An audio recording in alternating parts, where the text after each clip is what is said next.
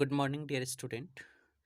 So question 1 to 30 हम discuss कर चुके थे और इस सेक्शन के अंदर हम कवर करेंगे question 31 to question 60। So let's start from question 31। Hiccups can be best described as. तो डियर स्टूडेंट, हिकअप्स है वो एक जर्की इनकम्प्लीट इंस्पायरेशन है और इसे आप इनवॉलंटरी कॉन्ट्रैक्शन ऑफ डायफ्राम भी कह सकते हैं, जो पर मिनट है वो रिपीट होता है। मेडिकल टर्मिनोलॉजी में से सिंक्रोनस डायफ्रामेटिक फ्लटर भी कहते हैं। Then moving to question next 32। At isoelectric pH the charge on protein is. तो अगर हम आइसोइलेक्ट्रिक पॉइंट पे देखें यानी पीआई पे, तो पीआई एक वो पॉइंट होता है या आइसोइलेक्ट्रिक एक वो पॉइंट होता है जहाँ पर जो प्रोटीन है उसका जो नेट चार्ज है वो क्या होगा, 0 होगा, यानी उसके ऊपर किसी भी तरीके का कोई चार्ज नहीं रहेगा। So here the option 4 must be correct. Then moving to question next, question 33 लाख से क्वेश्चन पूछा गया है। Lac is a material which is. तो देखिए डियर स्टूडेंट, जो लाख है वो खटमल के समान छोटे कीट होते हैं और वो क्या करते हैं कि जैसे सपोज ये प्लांट है हमारे पास और ये प्लांट से पहले आकर इसे ईट करते हैं और यहाँ पर ही प्रोडक्शन है उनको सिक्रिएट करते रहते हैं। तो इस तरीके की स्ट्रक्चर्स है वो क्रिएट कर लेंगे और इस स्ट्रक्चर को कमर्शियल वैल्यू या मार्केटिंग के लिए जो किसान हैं या फार्मर्स हैं वो क्या करते हैं, कुछ केमिकल्स हैं उनको यूज करते हैं और इनको अलग कर लेते हैं। सो जो लैक है उसका प्रोडक्शन है वो स्पेशली फीमेल इंसेक्ट करते हैं। So let's see the option. Hardened fecal matter of lac insect, no. Protective secretion deposited by female lac insect, obviously protective secretion ही किया जाता है। Protective covering secreted by larva, नहीं, larva इसका production नहीं करता। Resin secreted by the plant, no. So option 2 must be correct. Then moving to question next, Hardy Weinberg law gives the concept of.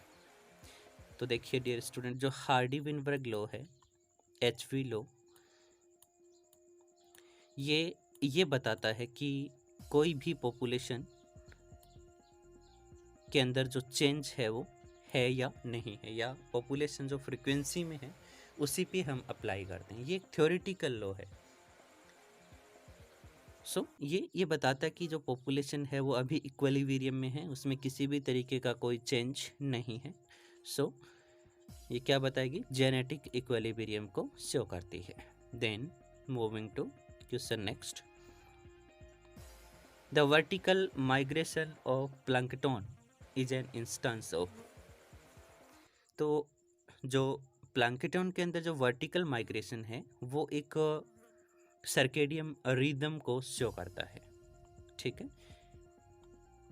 So here the correct option must be 1। Then moving to next, treadmilling. अब देखिए dear student, treadmilling क्या होता है। सबसे पहले ये एक cell biology का टर्म है जिसमें जो जनरली एक्टिन और जो माइक्रोट्यूबल्स फिलामेंट होते हैं वो ट्रेडमिलिंग को शो करते हैं। सपोज जैसे हमारे पास यहाँ पर एक एक्टिन फिलामेंट है और ये इस एक्टिन फिलामेंट का प्लस एंड है और ये इसका माइनस एंड है। अब क्या होगा कि जैसे इस एक्टिन फिलामेंट को प्लस एंड की तरफ पोलराइजेशन करना है, यानी एक्टिन जुड़ते रहेंगे, तो माइनस एंड की तरफ हैं वो एक्टिन क्या रहेंगे, हटते रहेंगे। मतलब ओवरऑल जो लेंथ है वो सिमिलर रखा जाएगा। ये एक ट्रेडमिलिंग में आता है। तो treadmilling of actin filaments in the steady state occurs at G-actin concentration. So अगर हम ट्रेडमिलिंग का देखें तो above the critical concentration of plus and, यानी प्लस एंड की तरफ क्या होता है ज़्यादा, and below the critical concentration in minus and, यानी माइनस एंड की तरफ क्रिटिकल कंडीशन से थोड़ा बिलो होगा ट्रेडमिलिंग, और जो प्लस एंड है उसकी तरफ ज़्यादा होगा। ठीक है, तो प्लस एंड है उसकी तरफ above then critical concentration, and जो माइनस एंड है उसमें below then critical concentration. So here the option 3 must be correct. अब आप देख सकते हैं मैंने जो ट्रेडमिलिंग है उसके लिए नीचे लिख भी रखा है, it occur when one end of filament grow in length while the other end shrinks, resulting in a section of filament seemingly moving across a stratum or the cytocells।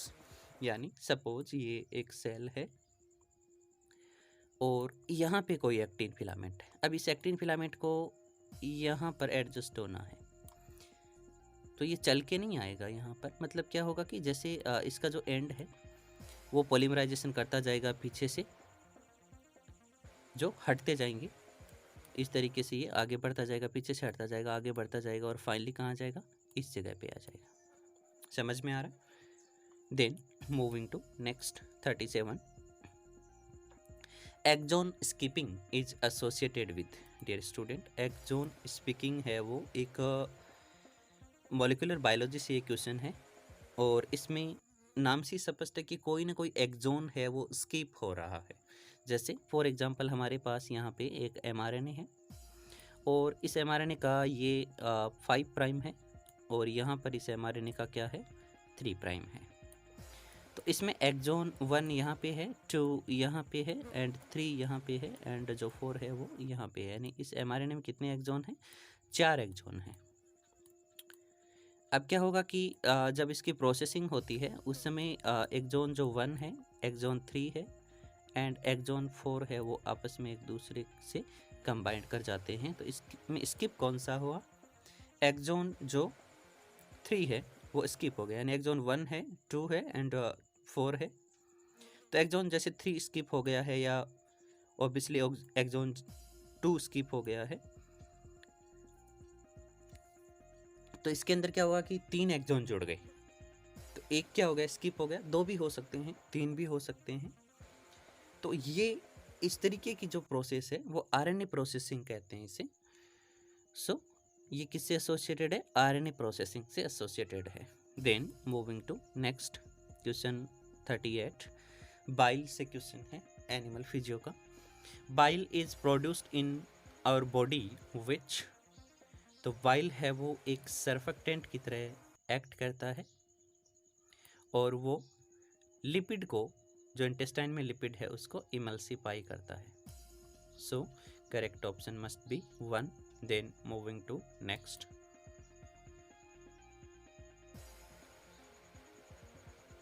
Inner cell mass of mammalian blastocyst develop into, देखिए जब mammalian blastocyst का development होता है तो उसमें 2 structure mainly दिखाई देती हैं।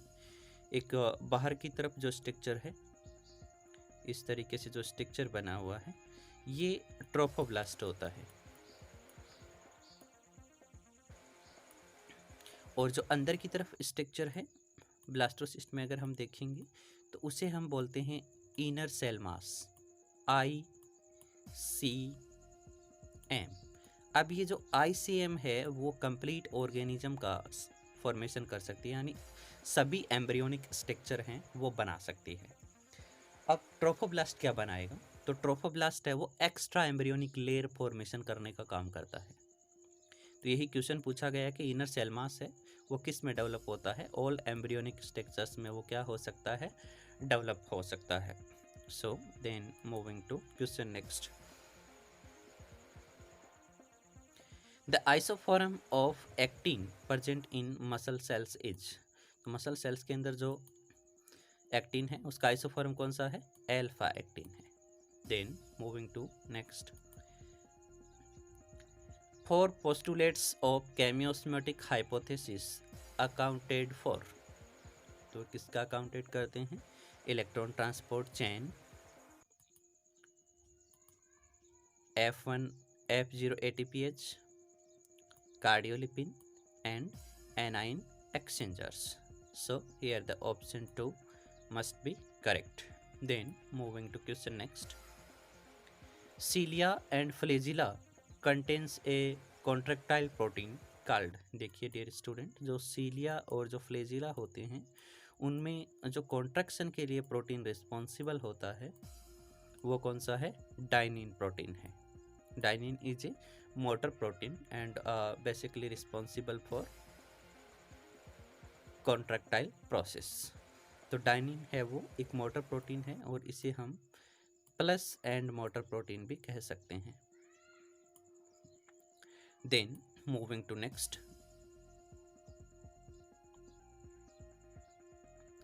Insect such as Drosophila undergoes 3 molt before undergoing metamorphosis. Molting is controlled by which of the following hormones? तो देखिए इंसेक्ट के अंदर जो मोल्टिंग है वो 2 हार्मोन कंट्रोल करते हैं. एक है जुवेनाइल हार्मोन और दूसरा कौन सा होता है? एक्टायाजोम्स हार्मोन. तो देखिए जुवेनाइल जब तक काम करता है तो लार्वा है वो लार्वा में ही रहेगा, आगे डेवलप नहीं हो पाएगा. लेकिन अगर एक्टायाजोम्स की कंसंट्रेशन बढ़ती है तो ऐसे केस में जो लार्वा है वो अडल्ट के अंदर कन्वर्ट हो जाएगा.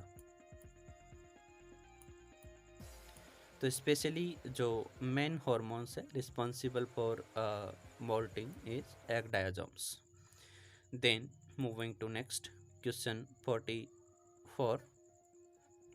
Injection of antivenom to a patient for snake bite is an example of.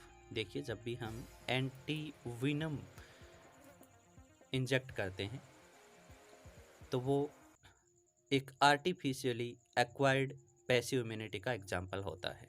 ठीक है, उसे हम आर्टिफिशियली एक्वायर्ड पैसिव इम्यूनिटी में रखते हैं. Then moving to next. Steroid hormone are synthesized from. तो जैसे प्रोजेस्टेरोन है, एस्ट्रोजन हार्मोन्स हैं, इनका जो सिंथेसाइज है वो किससे होता है? कोलेस्ट्रॉल से होता है. So here the 4 option must be correct. Then moving to question next. 46 genetics से है. बहुत ही सिंपल तरीके का क्वेश्चन है डियर स्टूडेंट. इसमें ये कहा गया है कि एक हेट्रोजाइगस पेरेंट्स है capital T and small T, और इसका जो क्रॉस इन्होंने बता रखा है कि आप इस हेट्रोजाइगस का क्रॉस है वो किसके साथ करवा दें? रिसेसिव के साथ करा दें, स्मॉल टी के साथ. तो ये किस तरीके का क्रॉस होता है? तो ध्यान रखिए हेट्रोजाइगस यानी F1 ऑफस्प्रिंग का क्रॉस जब भी हम किसी रिसेसिव पेरेंट्स के साथ कराते हैं तो ये टेस्ट क्रॉस कहलाता है. Then moving to next. 47. Identify the true statement that is not true for iron sulfur cluster. तो आयरन सल्फर क्लस्टर के लिए अपने को ट्रू स्टेटमेंट बताना है, जो नॉट ट्रू बताना है, सॉरी, इसके लिए सही नहीं है. तो देखते हैं option. These are prosthetic group of succinate coenzyme Q reductase complex. Obviously succinate coenzyme Q reductase complex है, उसमें जो आयरन सल्फर है वो एक कोफैक्टर की तरह काम करता है, तो ऑब्वियसली ये ट्रू है. These accept and release electron one at a time. Obviously हम इलेक्ट्रॉन ट्रांसपोर्ट में देखते हैं डियर स्टूडेंट, कॉम्प्लेक्स फर्स्ट है, कॉम्प्लेक्स सेकेंड है, वो क्या करते हैं? इलेक्ट्रॉन को कॉम्प्लेक्स फर्स्ट से कॉम्प्लेक्स सेकेंड के पास भेजते हैं. तो obviously the iron sulphur cluster play important role. Then जो ऑप्शन 2 है वो भी करेक्ट है. Then let's see the option 3. They contain Fe bonded to inorganic sulfur atom and sulfur atom on cysteine residue of protein. Obviously it's true. Then moving to next. They are always associated with cytochromes. No, it's not true. So option 4 must be correct. Then moving to question next. Of the early fish which led to extinct fish of today, तो जो extinct हो चुकी हैं वो कौन सी हैं? एकैंथोडियंस है, इनका एक्सटिंक्शन हो चुका है एंड इनको स्पाइनी शार्क भी कहते हैं, ठीक है। Then moving to next 49, water is a good solvent for inorganic salts because, तो वाटर है वो ऑर्गेनिक साल्ट्स के लिए गुड सॉल्वेंट की तरह काम करता है। इसका रीजन क्या होता है? देखिए, कोई भी कंपाउंड कब सॉल्वेंट होता है? जब उसका डाई इलेक्ट्रिक कॉन्स्टेंट क्या होता है? कम होता है। ऐसे केस में वो क्या है? सोल्यूबल या घुल सकता है, ठीक है। तो यहाँ पर जो करेक्ट ऑप्शन है वो क्या है? Dielectric constant. Then moving to next question 50, if the sequence of coding strand in a transcription unit is, जो सीक्वेंस आपको दिया हुआ है mRNA का 5 प्राइम से 3 प्राइम में, ये सीक्वेंस आपके पास है। The sequence of mRNA transcribed from the transcription unit would be, तो देखिए डियर स्टूडेंट, कोडिंग स्ट्रैंड का आपको दिया हुआ है सीक्वेंस, और जब इससे इसका ट्रांसक्रिप्शन होगा यानी जो mRNA इससे बनेगा वो किस तरीके का होगा, तब जानते हैं कि एक टेम्पलेट स्टैंड होता है और एक कोडिंग स्टैंड है। तो RNA पॉलीमरेज हैं वो क्या करते हैं? टेम्पलेट स्टैंड का यूज करेंगे और कोडिंग सीक्वेंस में जो सीक्वेंस है उनके एकदम सिमिलर सीक्वेंस बनाएंगे, मतलब कोई फर्क नहीं रहेगा। हाँ, बस इतना है कि DNA से जब mRNA बन रहा है तो उस केस में क्या आ जाएगा? थाइमिन की जगह यूरेसिल आ जाएगा। तो हम देखते हैं डायरेक्शन चेंज नहीं होगा डियर स्टूडेंट, ऑप्शन में 1 में देखते हैं, क्योंकि mRNA का सिंथेसिस है वो 5 से 3 डायरेक्शन में ही होगा। तो ऑप्शन में अगर आपको कहीं 3 to 5 दिख रहा है, गलत है, क्योंकि क्या होगा? 5 से 3 होगा। तो ऑप्शन फर्स्ट को आप कट कर सकते हैं। Let's see the option 2। तो यहाँ पर CUUAA, ऑब्वियसली सी नहीं आएगा, यहाँ पर जो साइटोसिन है वो नहीं आएगा, क्योंकि कोडिंग स्टैंड है और कोडिंग स्टैंड के सिमिलर ही सीक्वेंस होगा। तो सिमिलर किस में आ रहा है? इसमें आ रहा है, ऑप्शन थर्ड के अंदर। पूरा सीक्वेंस है वो क्या है? सिमिलर है, बस फर्क सिर्फ इतना है कि जो थाइमिन है उसकी जगह पर यहाँ पर क्या है? यूरेसिल आ गया है। So the option third must be correct. Then moving to question 51,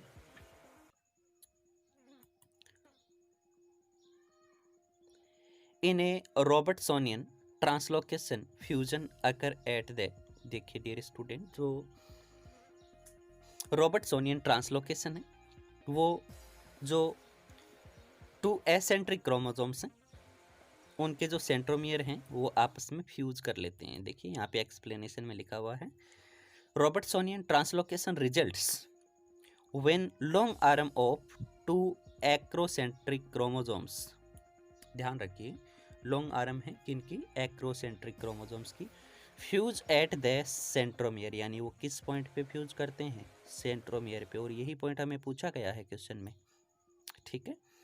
तो देखिए सेंट्रोमियर यहाँ पर क्या हो जाएगा? हमारा करेक्ट ऑप्शन हो जाएगा। देन देखते हैं आगे एक्सप्लेनेशन को, the 2 short arm are lost, और दो छोटी आर्म्स हैं वो क्या हो जाएंगी? लॉस्ट हो जाएंगी।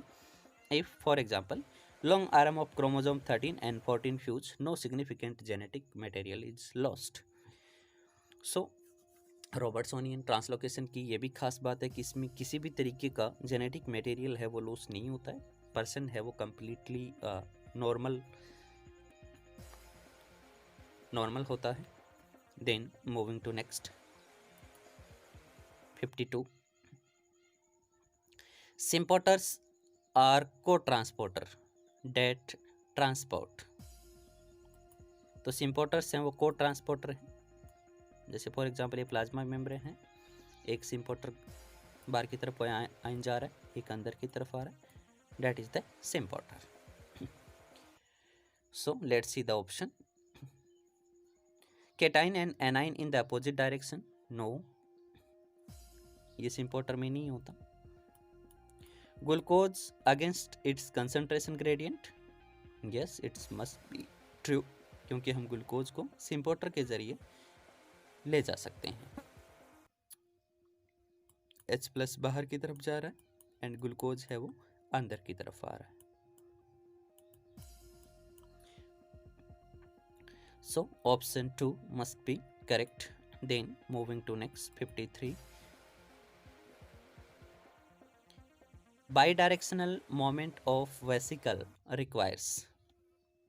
तो देखिए dear student, bidirectional movement हो रहा है, यानी वेसिकल को प्लस एंड की तरफ भी जाना है और वेसिकल को माइनस एंड की तरफ भी जाना है। तो माइक्रोट्यूबल की सेल के साइटोस्केलेटन में रोड बनी होती हैं और उन रोड में एक प्लस एंड होता है और एक माइनस एंड होता है। तो वेसिकल है उसको प्लस एंड की तरफ भी जाना है और एक माइनस एंड की तरफ भी जाना है। कब जा सकती हैं? देखिए कोई भी वेसिकल किसी भी एंड की तरफ जाए, चाहे वो प्लस की तरफ जाए या फिर माइनस की तरफ जाए, उनको मोटर प्रोटीन की रिक्वायर होती है। जैसे अभी हमने क्वेश्चन में पहले पीछे पढ़ा था डाइनिन, डाइनिन एक मोटर प्रोटीन था फ्लैजिला वाला। तो प्लस एंड की तरफ अगर किसी वेसिकल को जाना होता है तो उसको डाइनिन मोटर प्रोटीन का रिक्वायर होता है, और अगर उसे माइनस एंड की तरफ जाना होता है तो उसे काइनेसिन मोटर प्रोटीन का रिक्वायरमेंट होता है। तो दोनों मोटर प्रोटीन उसके साथ में होना ज़रूरी होती हैं। तो यहाँ पर हम देखते हैं कि देखिए ऑप्शन 2 में ये कह रखा है कि association of plus and minus end directed motors. Then moving to next, pharyngeal gill slit, बहुत ही सिंपल क्वेश्चन है ये, जनरली यूनिक कैरेक्टर है एक कॉर्डेट का, ठीक है। Then moving to question next 55। क्वेश्चन को देख के आपको घबराना नहीं है, it's a very simple question. देखिए 3 picogram of hypothetical protein X is present in a cell, ठीक है। तो 3 पिकोग्राम का एक हाइपोथेटिकल प्रोटीन है और प्रोटीन का नाम क्या है? X प्रोटीन है। How many molecules of protein X would be present in cell, यानी इसके कितने मॉलिक्यूल्स हैं वो पूछे गए हैं।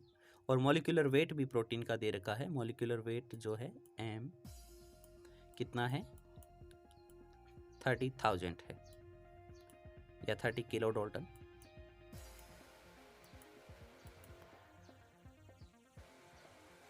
तो हमें इसके जो कितने X प्रोटीन हैं वो बताने हैं सेल के अंदर।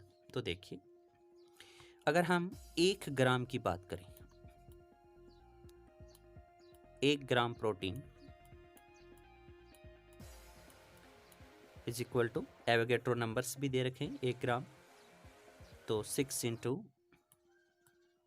10⁻³ 23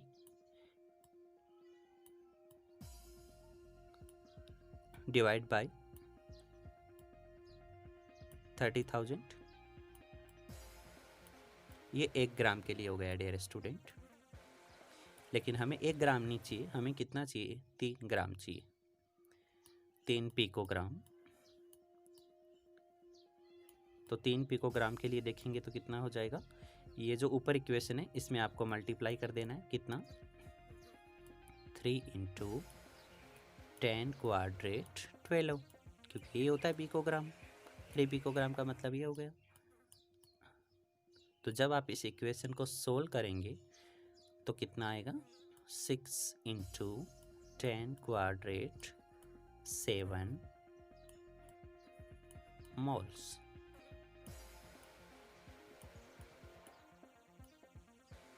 ओके, तो ऐसा ऑप्शन में कहाँ पर है? Option 2 must be correct. Then moving to question next 56।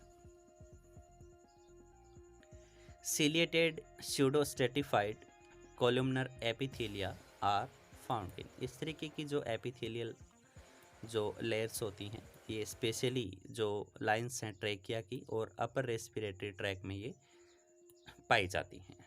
Then moving to next 57, in vertebrate which one of the following structure is believed to have been transformed into thyroid gland?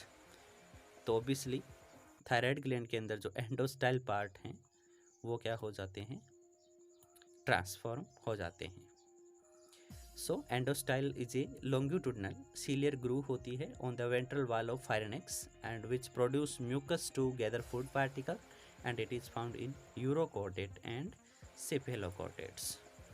Then moving to next 58, DNA का double helix है वो कैसे stabilise रहता है? दो ही process होती हैं dear student, एक तो आपस में बेस पेयरिंग जो स्टैकिंग है वो, और दूसरा क्या है, हाइड्रोजन बॉन्ड। यही दो फैक्टर हैं is responsible for DNA double helix stability. Then moving to question next 59,